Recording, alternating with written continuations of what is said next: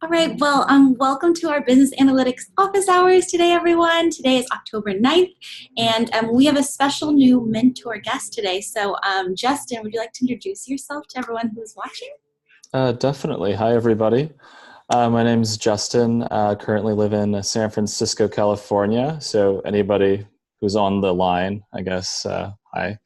Yeah, I've been a mentor with Springboard in business analytics probably for over a year now. Mentoring, I'd say between 10 and 20 different students from like all over the world. I've helped people in Argentina and as well as people kind of on the East Coast and West Coast and things like that. And my current role is a policy analyst studying energy policy for California. So trying to balance the state's climate goals with greenhouse gas emissions and things like that. Wow, awesome. Thank you so much for sharing that. What a great introduction. So, yeah, Justin's going to be hosting our office hours going forward. For those of you who might not know me yet, my name is Molly, and I will be transitioning into the student advisor role for business analytics, and we're so excited to have everyone here today. Normally, we have either a question and answer or some sort of specific format, but today we're actually going to go a little rogue, and we're going to talk a little bit about learning styles and learning modalities. So, for the next, I would say about 15 minutes, I'm going to do a quick presentation on that. Feel free to ask any questions that you might have or flag any questions in the comments to your right, and I will go ahead and answer those at the end. And we'll definitely allow for times for comments and questions and any sort of course or curriculum content questions that you might have towards the end. So if you are having any of those questions, make sure just to write those down, jot that down now so you don't forget. But yeah, thanks again for the introduction, Justin, and I will go ahead and start sharing my screen. So today what we're going to do is a little different than what we normally kind of talk about during office hours, but we're going to chat a little bit about learning modality preferences and just kind of like learning styles in general. So kind of like a quick overview. First, what is a learning modality preference, how to find your own, and just from there, how can you learn best as a mentee, but then also odds are you're going to be mentoring other people in your life at some point. So how can you be a better mentor towards other adult learners in your future to come? So to start off, why is it important? Why am I even kind of diving into this today? It is hard and challenging to be an adult learner, and it's really beneficial to have an idea of how you best can learn and what you need to be successful as a learner, because I think a lot of the times we focus on what children need, and instead we also as adults need to focus on what we need to be successful learners as well. Although it is extremely challenging, it's important to ask for help, to be transparent when you don't understand something, to kind of put yourself out there and be vulnerable as a learner. That's kind of where creativity and uniqueness thrive, and it's really empowering to be able to say, I don't know this, I need help. So I'm just going to hopefully going to give you some tools and some tricks to better manage your own learning and kind of to take accountability for your own learning going forward. So learning styles, what really are they? I think a lot of us remember, I know myself included, going to school when we were younger, and there was just one teacher and one chalkboard, and she was kind of up there talking, and it was very teacher-centered, and there wasn't a lot of preference on what students needed or how students succeeded. It was basically determined by how their teacher preferred to instruct the course. So if you were a visual teacher who liked visual learning, you might have a lot of pictures up there because that's how you learn, so you would imagine everyone else learns that way. But the times have really changed, and it's really important to know that we all learn in different ways, and we're all different types of learners, and a majority of us are actually a combination of a variety of different learning styles, and I'll kind of talk about that in a little bit, but we all have different learning patterns, and it's really important that we know this, one, so that we can kind of, like I said, take ownership of your own educational journey, but also tell your mentor and tell other people in those types of roles how you best learn, just so you can get the most out of this course and, your education in the future. So I'm going to be talking about three main learning styles or three main learning modality preferences today. And a majority of you will kind of feel close to one of them specifically, but I imagine that a majority of us are kind of a mix between all three of them. So would love, your guys' attention and your thoughts about this as I go forward. But yeah, while I present about these three styles, just be thinking on what maybe you identify with the most. And we'll kind of chat about that afterwards. So, like I said, the 3 quick overview is kinesthetic, visual, and auditory learner.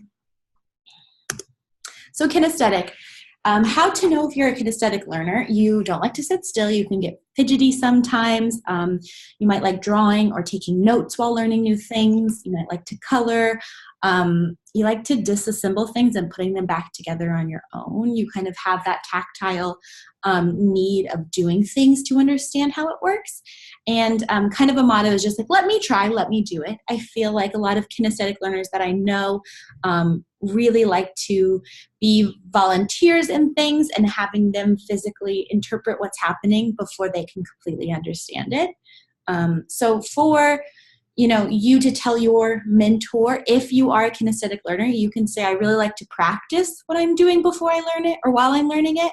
And you connect well with your mentor when they ask you how you feel about something and they get your input, because kinesthetic learners are kind of in that process of liking to communicate and run through it all and kind of dive deep into an idea before they can kind of grasp it.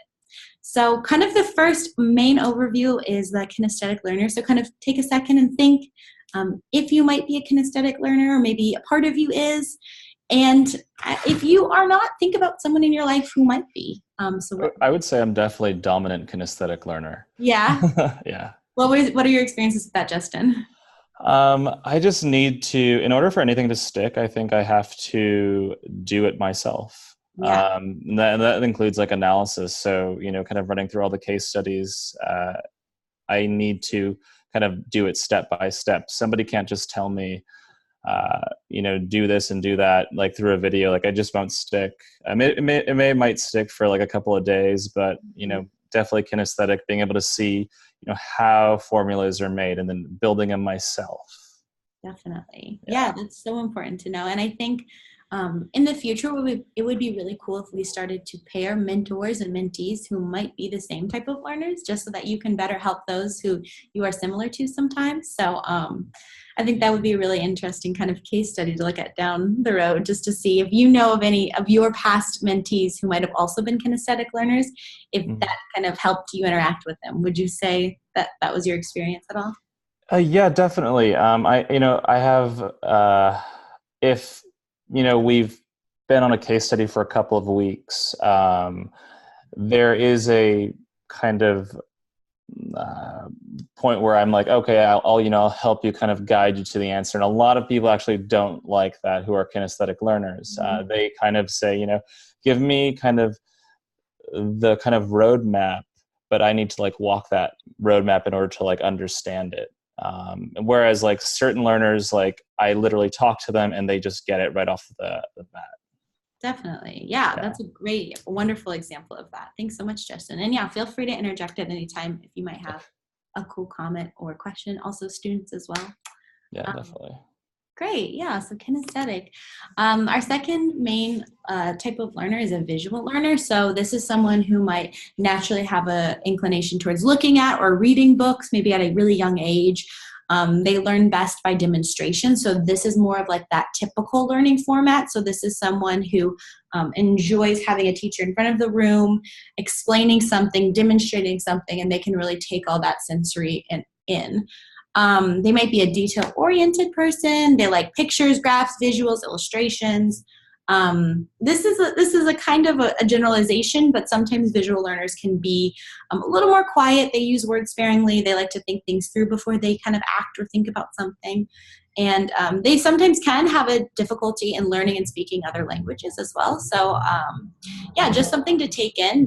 They might be also very good illustrators or artists or writers. So yeah, I feel like visual learners, especially with my background in education, I have noticed a lot of students who are visual learners, and I find myself to be the third of all the different types of learners. And so it's kind of funny for me to see this, because that's not necessarily how I would learn, but I know a lot of people do well with those visual diagrams and graphs. And so I think we also try to incorporate that into our curriculum as well. Even though it is, an online learning platform, we do our best to kind of showcase all the different types of learners and showcase all of the ways that they could possibly learn. Yeah, so they work well. So this is how you could best encourage a visual learner. So again, what you could tell your mentor you need to best learn, or to be the best type of learner you could be.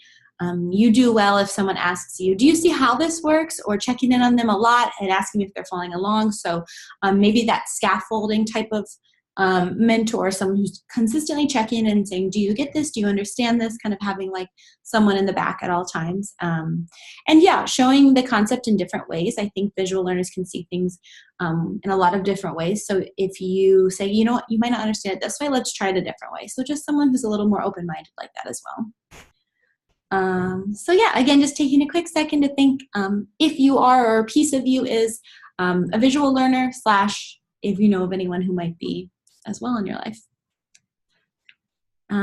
Okay, last one is auditory learner. So this is definitely how I identify as a learner. Definitely someone who's a talker, likes to tell jokes and stories, more of a holistic learner who can see the bigger picture, but sometimes can miss those smaller details. Definitely not detail-oriented. Can definitely take things too personally or be oversensitive at times because they're constantly really listening to what's going on. And kind of tell me is their motto. So they want to know what they're supposed to do, and then they just want to do it. They don't really want anything in the middle between point A and point B. And they can get off topic easily. So this is definitely how I see myself. Again, ways to best encourage these types of learners. So things you can tell your mentor if you feel comfortable explaining to them what kind of learner you are. Just saying, you know, sometimes I am a little sensitive. I would appreciate it if you were a little bit mindful with your tones when speaking to me, and just having that really open communication where we can feel like we can both express ourselves in really positive but constructive ways. Yeah, and like, how does that sound to you? I do really well when someone wants my opinion, obviously as the talker. I love to tell people what my thoughts are. And so when like my mentor or someone in that higher position asks me how I think of something or how does that sound to me, I really feel heard, and I feel that my opinion is being validated. So yeah, just again, taking some time to think about if you are an auditory learner, if you have experiences with an auditory learner, what that might look like. Also, mentees who are listening, you might think, what is my mentor? What kind of learner are they? That might better help you understand who you're working with. Actually, I have a good story on this. For mentors and mentees, do you guys ever run into issues where you kind of talk over each other? Mm-hmm. And then learning how to like balance that and have a kind of a really good dialogue where I think at the end, you know, you guys both get what you want. If debating really helps you kind of understand how to kind of like destroy your own bias of how you kind of do data, so then you can like see another person's point of view, I think is something with auditory. I mean, I'm definitely not a strong auditory learner.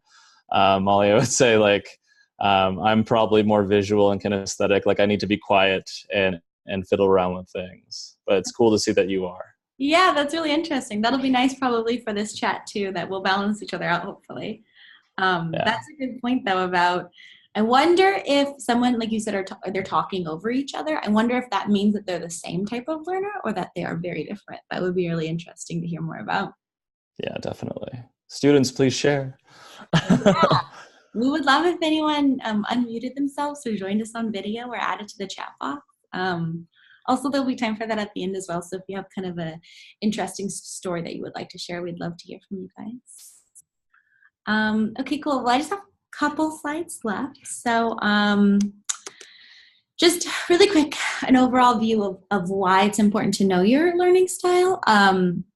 Because we all learn in different ways, our passive and active types of learning can also be different. So when you are learning something after 2 weeks, at the beginning of that 2 weeks, everyone is learning in a passive state. So that means they're reading, seeing, hearing things, watching a movie, seeing artwork, and that's all what they take in. So it's more of just the sensory around you, how you're taking in that stimuli.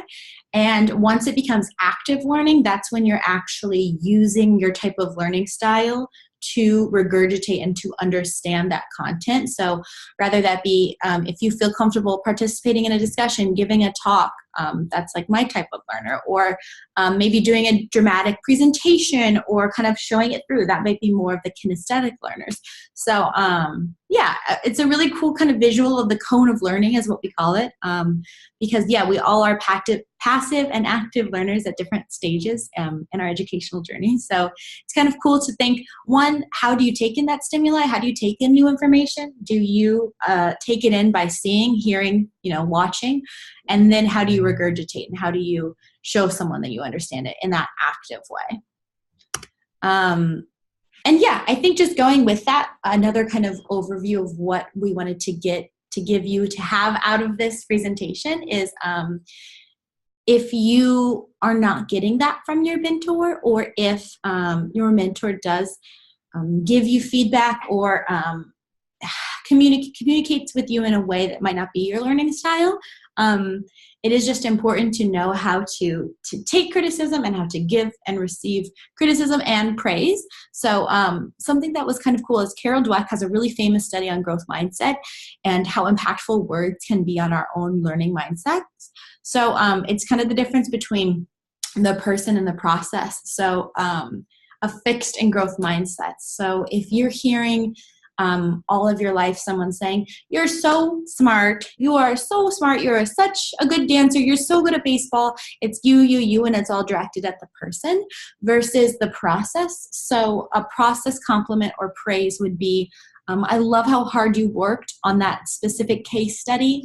I know that was really challenging, and the SQL and the Excel was extremely challenging and hard, but you did your best performance, and I think it worked out for you at the end due to all of your hard work. So that's more complimenting you on the process. And so this presentation we actually also showed to some of our mentors just to start getting them in that mindset of growth, that growth mindset of complimenting on the process rather than the person. And so as you go forward in your own educational journey, be kind of mindful and start to think of how you give that praise and also how you receive praise, because it'll definitely change the way you think about your education and your mindset. I think it's really interesting to see how we praise different types of people and how that affects their own learning style. So yeah, I think kind of what we were getting at was a lot of the times people praise children first and foremost for effort, and then when they're older, they're just kind of, we're labeling people as, oh, you're just so smart, you're so naturally smart. Well, that's not the case. A lot of us all work really hard at what we're doing, and it's important to have that growth mindset. Not only are you becoming more resilient and know that your outcomes are based on our performance rather than just like a fixed state of being. I think a lot of us become much more grounded in our education and truly work harder at that just because they know that it is a process, and yeah, it's not just a fixed overall kind of view. But yeah, I just added some really cool links into this presentation going forward. I'll go ahead and share this recording onto your community dashboard later on this week, but really cool links there just to talk a little bit more and digging a little bit deeper into your educational toolkit and what that might look like for everyone. It's probably going to look different for everyone. But yeah, I really did want to just share that because I am such an education nerd and I do love learning about that and how everyone learns kind of differently. But yeah, Justin, I'd love to hear your thoughts on the presentation. Others who are in the chat, I'd love to get your guys' feedback as well and just kind of have that open dialogue and conversation around adult learning and how difficult it can be at times. Yeah, absolutely. I'll let, if any of the other two students want to chime in, give them a second.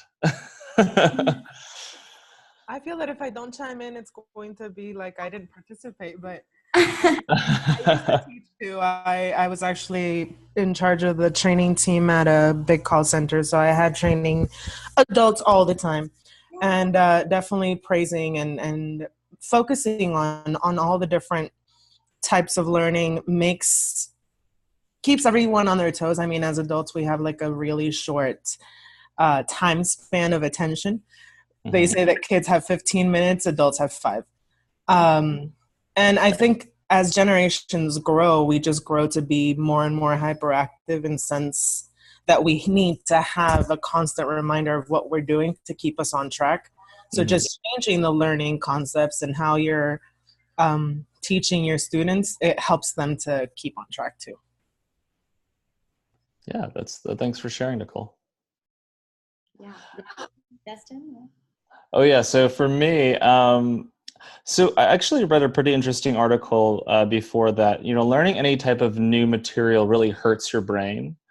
And so your brain will actually try and it basically feels like pain when you're learning something like really, really hard. So like data analytics, for instance, if you've never really kind of, looked at an Excel spreadsheet and understand how to look at data, it can feel like really daunting at first.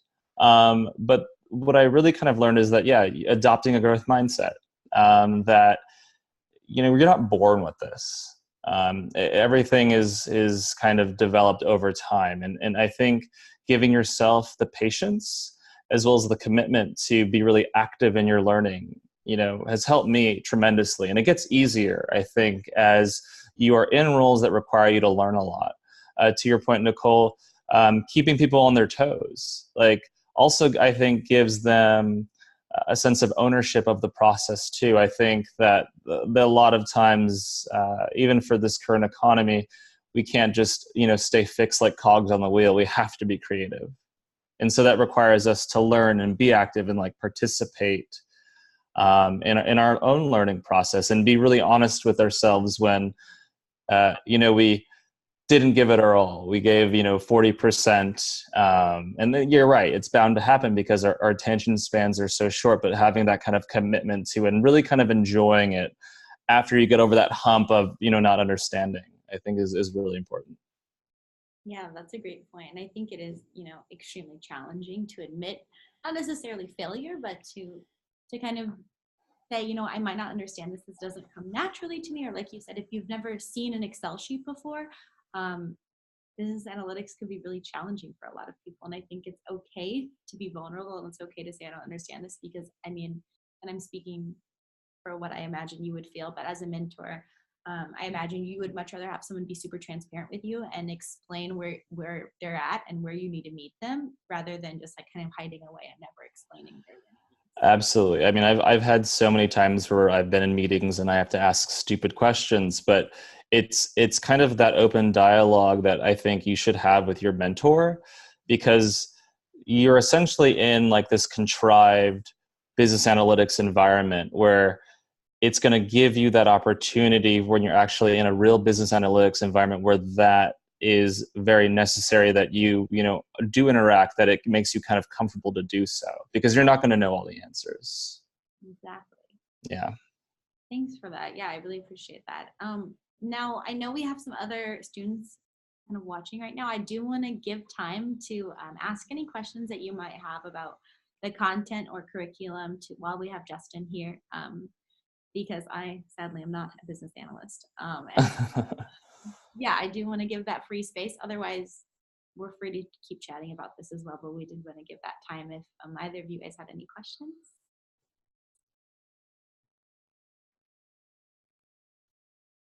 No, you guys, no questions at all? Well, I don't know. I really tried to get through the whole Excel portion to dive into the case study, and I already dove in. And I found a lot of stuff that are obviously intentional because it's fictitious data, but I also found myself going deeper. Had it been a real case study, I would have probably told my boss, you know what, you should probably look into who did the training and who opened up the stores in 2012 and 2013, because they actually had good sales regardless of what everything else that was happening. But yeah, that's how deep I've gotten, and I've just gotten to slide 3. And I think I'm just going to that challenge of actually doing the forecasting on that granular level for every store. Or do you feel like sometimes you are kind of going down a rabbit hole in your analysis? Do you feel like analysis paralysis? That's definitely something that happens. Yeah, I think so. But I don't know. I try to skip from one point to the other. And just leave that be, and then I'll move to the next one. But Okay. yeah. Okay, no, that's good. I like that. That as you learn, you're kind of questioning outside the parameter that makes sense even for the business itself, because I think then it becomes more personal to you. And going back to learning, like having something be more personal to you, and Chiboodle is a part of your business, your family's business. It'll help it stick better too, because you'll kind of have that like emotional tie to it. Thank you, Justin. Yeah. Thanks for sharing, Nicole. Really appreciate you speaking out. Yeah, thanks, Nicole. Yeah, well, I mean, we are almost at time, and I guess I do want to respect everyone's time who's kind of watching today. But yeah, if we don't have any follow-up questions, I know Justin and I are going to be kind of brainstorming ideas for our office hours going forward. So if anyone who's watching or watching the recording has any suggestions on what you want to hear, we do want to curate this content so that it is beneficial and useful for all of our students. So any suggestions that you might have will definitely help us in making this more useful content for you guys. I know, Justin, you probably feel similarly. Definitely. Yeah, I don't want to like waste anybody's time. So yeah, if for the future office hours, you'd want me to kind of maybe walk through, maybe not the whole case study or different aspects of a case study that you're kind of having issue with, that seems, kind of daunting. I'd be totally open to doing stuff like that, just because I feel it'll help you move along further, and you'd have some interaction on top of your mentor hours. Exactly. And I think it was interesting too, just because sometimes when students are saying, I'm really struggling through this course, I really ask them to come to our office hours, because it can be like that extra mentor time. It's honestly just extra time with a mentor. And I think we can make this as beneficial for the students as possible. So yeah, in the future, for anyone who's watching, we'd love if you joined us and asked questions away. And feel free to email either Justin and I, and we can definitely take your input into the office hours going forward. Yeah, definitely. We'll give you all the help we can get. Definitely. Teamwork. Yeah. Well, everyone, thanks so much for joining. I think we're at time. Justin, thanks so much for being here. Excited to welcome you to our office hours as the host. Definitely. Yes. Oh yeah. Awesome. Well, yeah, thanks again, everyone, and we'll see you back here next Tuesday at 5:30 p.m. PST, and hope everyone has a great week. Thanks so much for joining us. Bye, guys. Bye. Bye, guys. Thank you.